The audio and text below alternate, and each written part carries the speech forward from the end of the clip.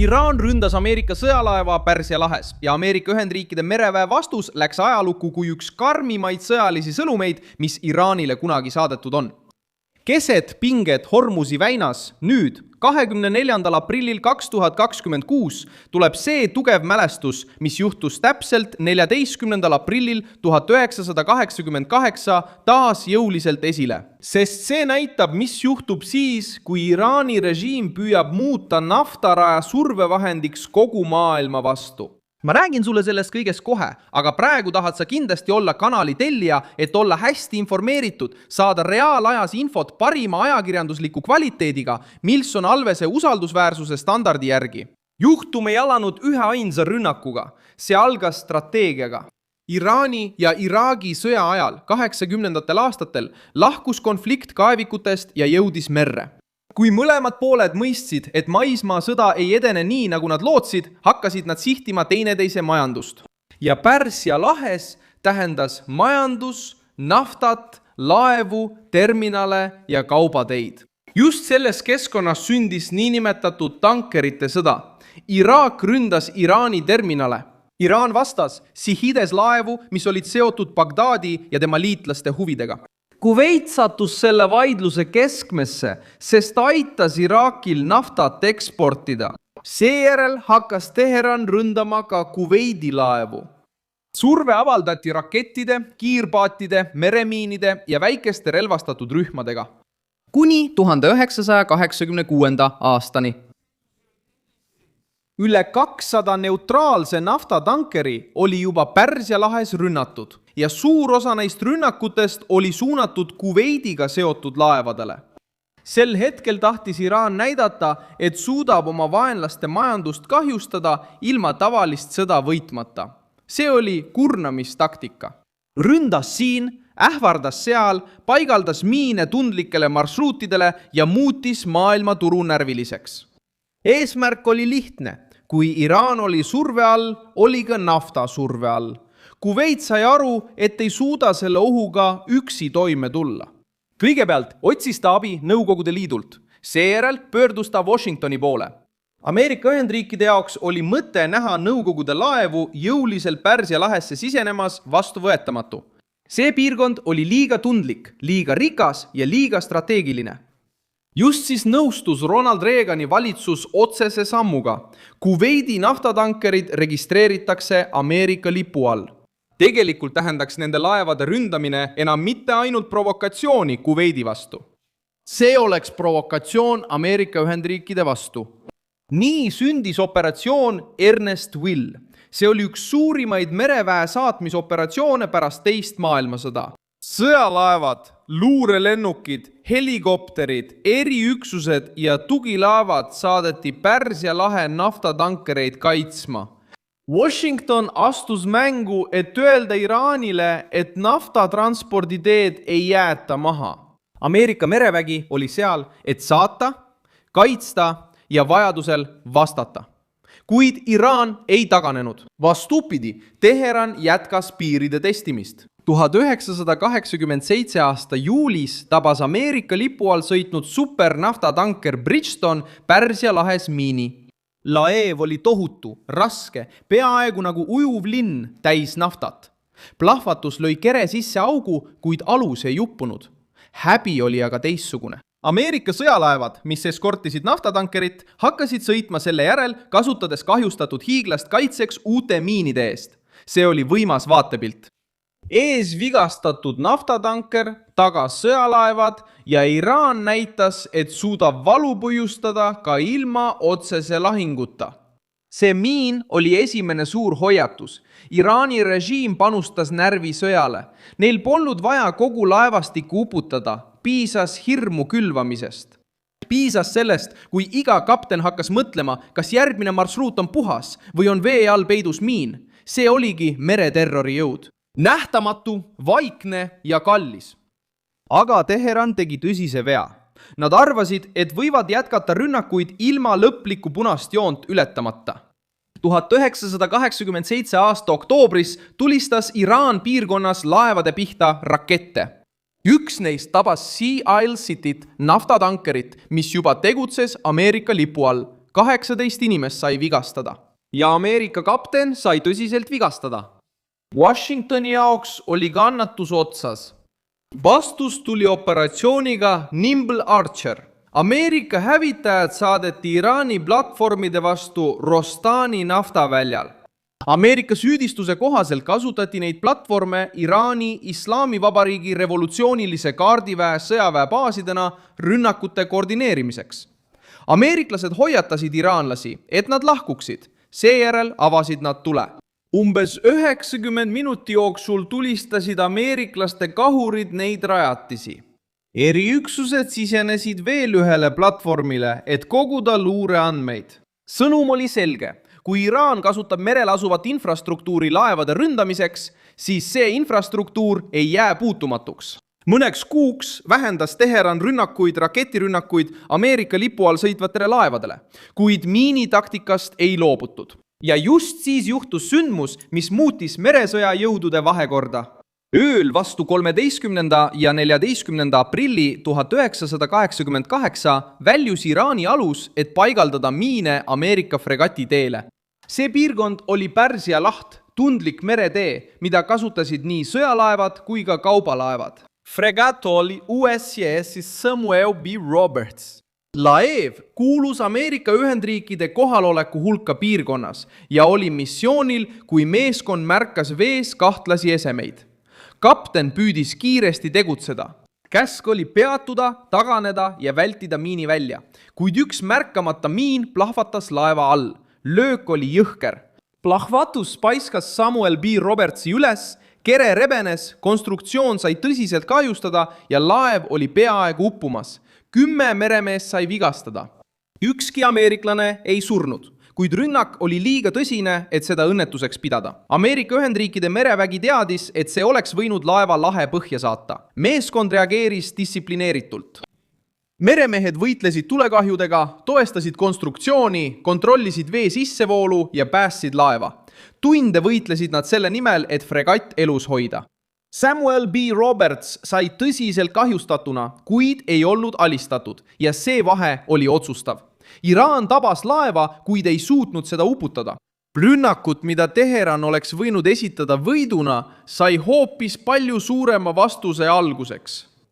Sukeldujad leidsid miiniosi. Seerianumbrid seoti varem hõivatud Iraani miinidega, mis olid leitud laevalt nimega Iran Aji. Washingtoni jaoks oli järeldus selge. Iraan oli rünnaku taga. Aruanne jõudis Reagani valitsuseni. Vastust nimetati proportsionaalseks, kuid merel tundus see, mis järgnes, palju enamat kui lihtsalt sümboolne žest.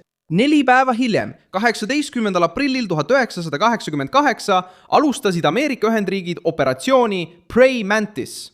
Ameerika merevägi läks välja, et rünnata Iraani sihtmärke Pärsia lahes. Missioonil olid pealvee tegevusgrupid, toetuslaevad ja õhukate.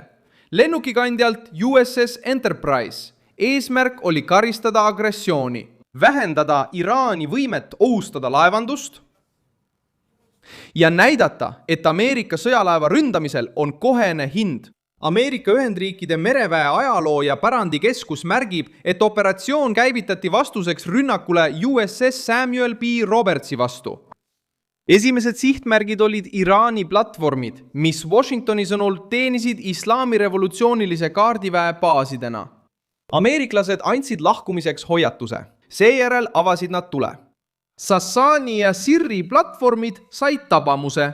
Loogika oli lihtne. Iraan kasutas merel punkte, et jälgida, koordineerida ja toetada rünnakuid. Seega need punktid tuli kõrvaldada. Operatsioon ei piirdunud ainult platvormidega. Kui Iraani alused üritasid reageerida, astuti neile vastu. Üks Iraani kiirkaater lähenes ja ründas. Ameeriklased vastasid rakettidega. Iraani lennukid üritasid läheneda ja tõrjuti samuti tagasi. Iraani fregat Sahran sekkus lahingusse, avas tule Ameerika lennukite pihta ja sai lõpuks tabamuse rakettide ja pommidega. Sabalan, teine Iraani fregatt, rünnati samuti ja jäi rivist välja. Iraan püüdis jõudu näidata, kuid sai vastuseks organiseeritud, kiire ja tugeva löögi. Mõne tunniga muutus olukord täielikult. see, mis algas miiniga Ameerika laeva vastu, lõppes hävitatud platvormide, uputatud või kahjustatud Iraani laevadega ning Iraani merevägi sai ühe suurima hoobi oma kaasaegses ajaloos. Selle juhtumi kohta leviv materjal võtab mõju otseselt kokku. Umbes 8 tunni jooksul uputas või rivist välja 5 Ameerika Ühendriikide merevägi suure osa Iraani mereväe lahinguvõimest. See ongi see punkt, mis teeb juhtumi tänaseni nii tundlikuks. Iraan püüdis tegutseda varjatult, kasutades miine ja kaudseid rünnakuid. Ameerika Ühendriigid vastasid avalikult, samas keskkonnas, kus provokatsioon aset leidis. Teheran soovis kontrollida hirmu Pärsia lahes. Washington näitas, et suudab samuti kontrollida selle hirmu hinda. Pärast operatsiooni Praying Mantis vähenesid Iraani rünnakud neutraalsete laevade vastu Pärsia lahes märgatavalt. 3 kuud hiljem, 18. juulil 1988, nõustus Iraan Ühinenud Rahvaste Organisatsiooni vaherahu resolutsiooniga, lõpetades sõja Iraagi vastu. Režiim, mis aastaid väitis, et ei tagane, pidi lõpuks vastu võtma kibeda lahenduse. Surve merel polnud ainus põhjus, kuid see mängis olulist rolli. Iraan mõistis, et Ameerika Ühendriikide mereväe provotseerimise jätkamine võiks avada rinde, mida Teheran ei suudaks hoida. Õppetund oli karm. Iraan suutis vigastada Ameerika laeva, kuid ei suutnud reaktsiooni kontrollida.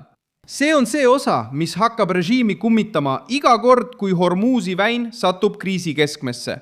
Teheran oskab ähvardada. Teab kasutada kaatreid, miine, droone, rakette ja propagandat. Teab levitada pilte, et püüda näidata üleolekut. Aga ajalugu näitab, et kaubalaevade ahistamise ja Ameerika Ühendriikide mereväega otse vastamisi seismise vahel on tohutu vahe. Hormuzi väin on selle vaidluse süda. See väin ühendab Pärsia lahte Araabia merega ja koondab endasse olulise osa maailma naftakaubandusest. Kui Iraan ähvardab seda marsruuti, ei ähvardada mitte ainult Washingtoni. See mõjutab ostjaid Aasias, avaldab survet liitlastele, hirmutab kindlustusandjaid, tõstab veokulusid ja mõjutab miljonite inimeste rahakotti. Seetõttu on Iraani ähvardus nii tõsine, see muudab piirkondliku vaidluse ülemaailmseks probleemiks. Režiim kasutab seda kaarti, sest teab, et Hormuz annab nende sõnumile kaalu. Kui Teheran tunneb end ümber piiratuna, ähvardab ta taas, et võib väina sulgeda. Kui neile kehtestatakse sanktsioonid, räägivad nad ekspordi takistamisest. Kui nad tunnevad end ebasoodsas olukorras, püüavad nad näidata, et suudavad kõigile kahju teha. See on strateegilise väljapressimise poliitika. Kui Iraan kannatab, maksab kogu maailm selle eest. Aga operatsioon Primentes näitas selle panuse riski. Iraan võib alguses küll kaost külvata, kuid kaos ei jää nende kontrolli alla. Miin võib tabada laeva, raketiga võib tabada naftatankerit. Kaater võib provotseerida saatelaeva, kuid kui Ameerika vastus algab, ei otsusta Teheran enam üksi kriisi kulgu. Ameerika Ühendriikide mereväe kättemaks oli jõhker, sest see ei piirdunud ainult ähvardustega. See tabas platvorme, laevu, tugisüsteeme ja Iraani moraali. See oli kaalutletud, kuid karm vastus. Washingtonil polnud vaja Iraani tungida, polnud vaja kuulutada välja täiemahulist sõda. Piisas vaid näidata, et merel on provokatsioonil otsene tagajärg. Ja see on sõnum, mis kõlab ka tänases olukorras. Iga kord, kui Iraan taas Hormuzi väinas piire testib, kerkib 1988. aasta mälestus esile hoiatusena. Režiim võib proovida korrata miinide, kiirete paatide ja hirmutamise mängu. Aga nad teavad, et ajalugu ei ole nende kasuks, kui Ameerika Ühendriikide merevägi otsustab vastata. Järeldus on lihtne. USS Samuel B. Roberts sai pihta. See oli peaaegu uppumas, kuid jäi siiski pinnale. Meeskond hoidis laeva üleval. Ameerika merevägi reageeris. Iraan kaotas platvormid, kaotas laevad ja nägi, kuidas nende mereväe võimekus mõne tunniga alandati. See, mis algas varjatud agressioonina, lõppes avaliku Ameerika jõudemonstratsioonina. See episood lükkab ümber ka Iraani propaganda. Teheranile meeldib müüa absoluutse vastupanu ideed, kuid kui sõjaline surve jõudis otse Pärsia lahele, taandus režiim. Pärast aastaid kestnud sõda nõustus ta relvarahuga. Pärast katseid naftatankereid hirmutada nägid oma laevastikku rünnatavat. Pärast seda, kui ta muutis miinid poliitiliseks relvaks, avastas ta, et meri võib samuti vastuse temani tuua. Lõpuks on see juhtum endiselt aktuaalne, sest Iraani loogika pole eriti muutunud. Režiim üritab endiselt kasutada mereteid survevahendina. Endiselt panustatakse hirmutamisele. Nad püüavad endiselt hirmu külvata, ilma et nad täielikult kulusid kannaksid, kuid ajalugu on jätnud jälje, mida on raske kustutada. Kui Iraan tabas Ameerika sõjalaeva, tuli vastus kiiresti, jõuliselt ja valusalt.